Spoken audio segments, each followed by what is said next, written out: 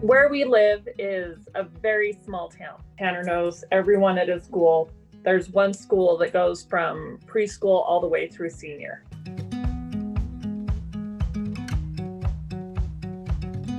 I was in PE and I came back and dressed into the locker room and I can't wear my shoes. Yeah, because you have to change into your PE shoes, huh? Uh-huh. Mm-hmm.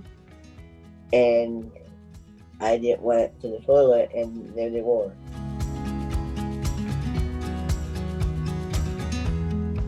As a mom, you want to protect your child. You want to help your child. When something's wrong, you step in, and there wasn't anything I could do.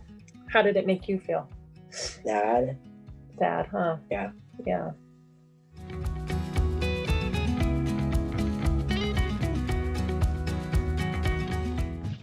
Hey, yo. What's up? What's up? I heard Tanner got his shoes dropped in the toilet, so I'm gonna replace them. Are you sure? Yeah.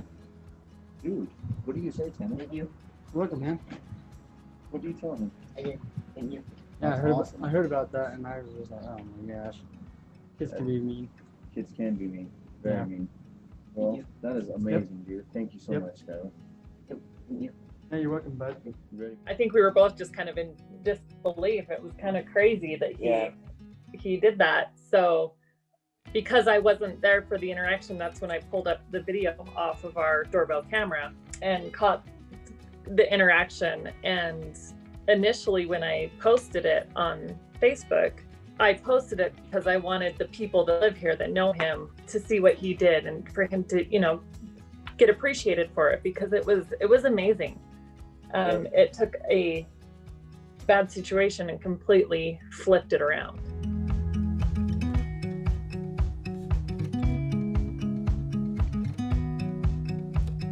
You have lots of friends, huh? Mm-hmm. Everyone knows him, accepts him, looks out for him. He's able to play on the junior high basketball team.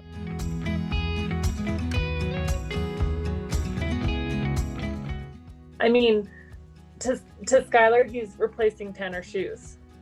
Yeah. To us as parents, it shows that he does have people looking out for him.